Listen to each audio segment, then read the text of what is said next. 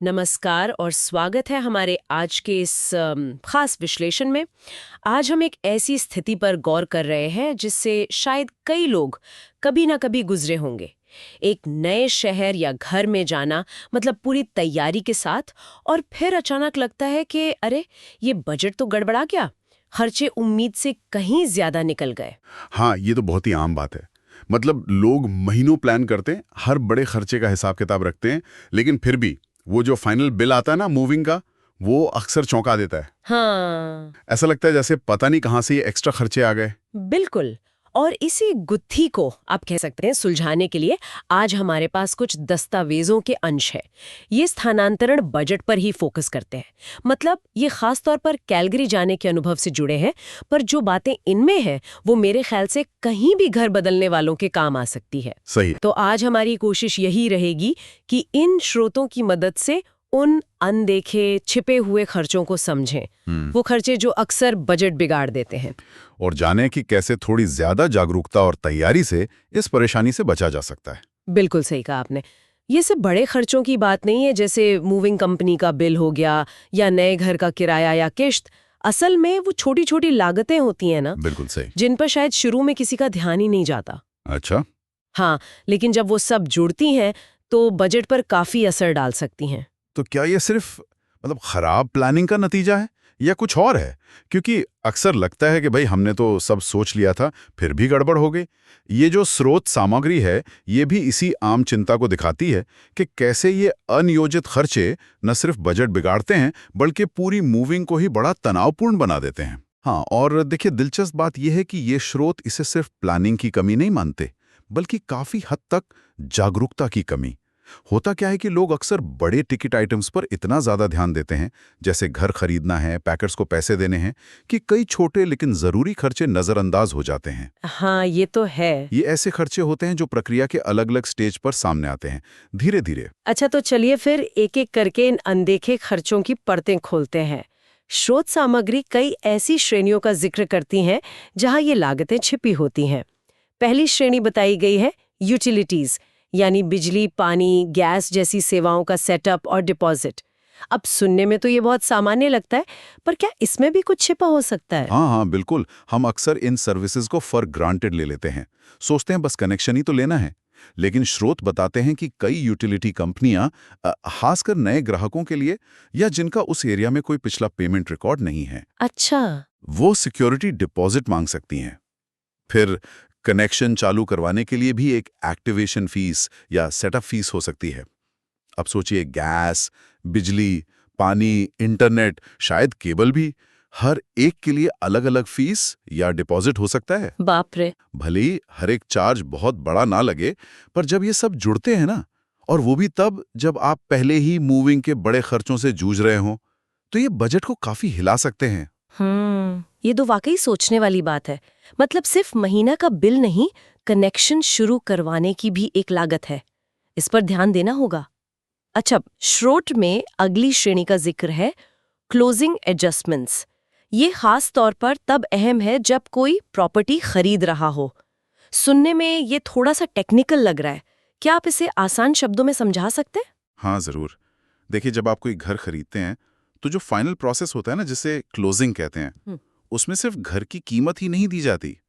स्रोत बताते हैं कि अक्सर क्या होता है, जो सेलर है उसने कुछ खर्चे पहले ही पे कर दिए होते हैं। जैसे मान लीजिए पूरे साल का प्रॉपर्टी टैक्स भर दिया, अच्छा। या अगर कॉन्डो है तो पूरे महीने या तिमाही की मेंटेनेंस फीस दे दी। हम्म। तो क्लोजिंग के टाइम पर इन एडवांस पेमेंट्स का हिसाब होता है। हम्म। खरीदार को उस हिस्से का पैसे सेलर को लौटाना होता है, जो उनके घर में रहने की अवधि पर लागू होता है, मतलब कब्जे की तारीख के बाद का। ओ, समझी, प्रो राटा बेसिस पर। बिल्कुल। इसे प्रो राटा एडजस्टमेंट कहते हैं। और ये रकम कई बार अच्छी खासी हो सकती है, हजारों में भी।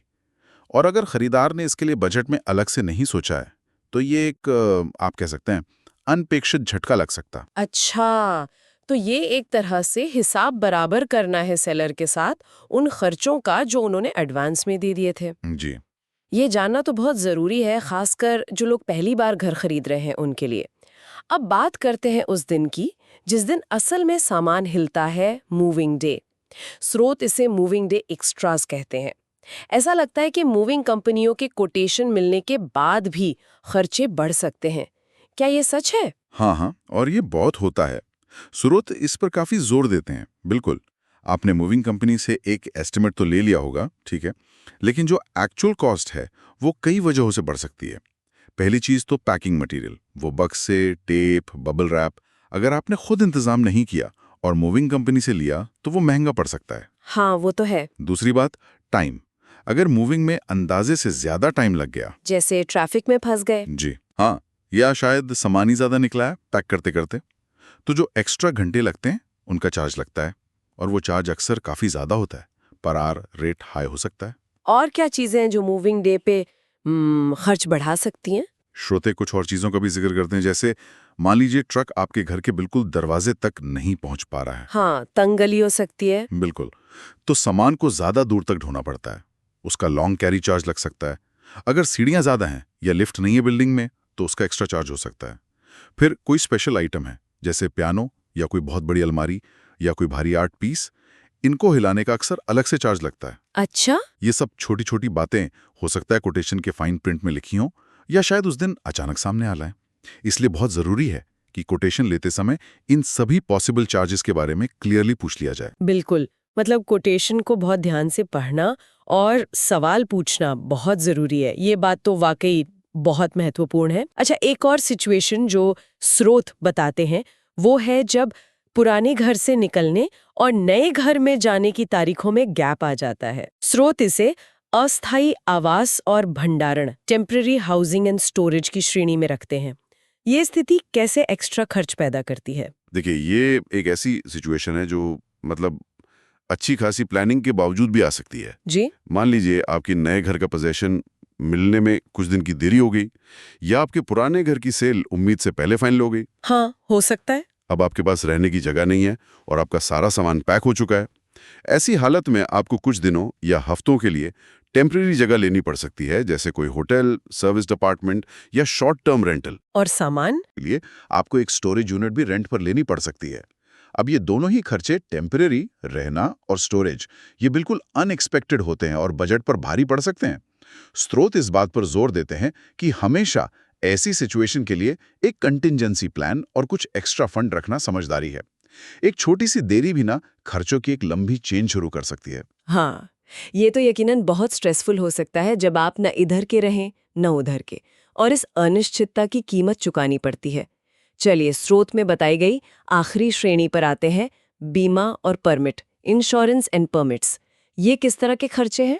ये अक्सर वो एडमिनिस्ट्रेटिव या रेगुलेटरी ज़रूरतें होती हैं जिन्हें लोग बजट बनाते समय एकदम भूल जाते हैं। जैसे नए घर के लिए होम इंश्योरेंस लेना ज़रूरी होता है, खासकर अगर आपने होम लोन लिया है। हाँ, बैंक मांगता है। बिल्कुल, तो आपको पॉलिसी शुरू करने के लिए पहले प्रीमियम का एडवांस पेमेंट करना होता है। इसके अलावा कुछ शहरों में या कुछ बिल्डिंग सोसाइटीज़ में मूविंग ट्रक को सड़क पर पार्क करने के लिए परमिट चाहिए होता है, या बिल्डिंग के एलिवेटर को मूविंग के लिए इस्तेमाल करने के लिए एक टाइम स्लॉट बुक करना पड़ता है, जिसके लिए फीस हो सकती है। ओहो, एलिवेटर बुकिंग फीस भी? हाँ, ये फीस शायद बहुत बड़ी ना हो, पर ये भी टोटल खर्चे में जुड़ती हैं। और अगर आपने इनके बारे में पहले से पता नहीं किया है तो ऐन मौके पर भागदौड़ और परेशानी हो सकती है।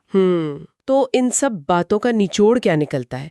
मतलब अगर हम स्रोत सामग्री के मुख्य संदेश को समझें तो ऐसा लगता है कि जो कुंजी है वो जागरूकता में है, अवेयरनेस। बिल्कुल, स्रोत का जो मेन मैसेज है वो यही है कि मूविंग सिर्फ बड़े खर्चों का खेल नहीं है। ये जो तमाम छोटी छोटी छिपी हुई लागतें हैं, utility deposit, closing adjustment, moving day के एक्स्ट्रा चार्ज, टेम्परेरी रहने की नौबत, बीमा और परमिट, हाँ। इनके बारे में पहले से जानना और अपने बजट में इनके लिए थोड़ी जगह बनाना पूरी प्रक्रिया को काफी कम तनावपूर्ण बना सकता है। ये सिर्फ अंदाजा लगाने के बजाय एक्टिवली जानकारी जुटाने के बारे में है। तो आप कह रहे हैं कि अंदाजा लगाने से बेहतर है कि ठोस जानकारी हासिल की जाए, पूछताछ की जाए। हाँ, स्रोत इसी प्रोएक्टिव अप्रोच की बात करते हैं। अपनी होने वाली यूटिलिटी कंपनियों को फोन करके पूछिए डिपॉजिट और सेटअप फीस के बारे में।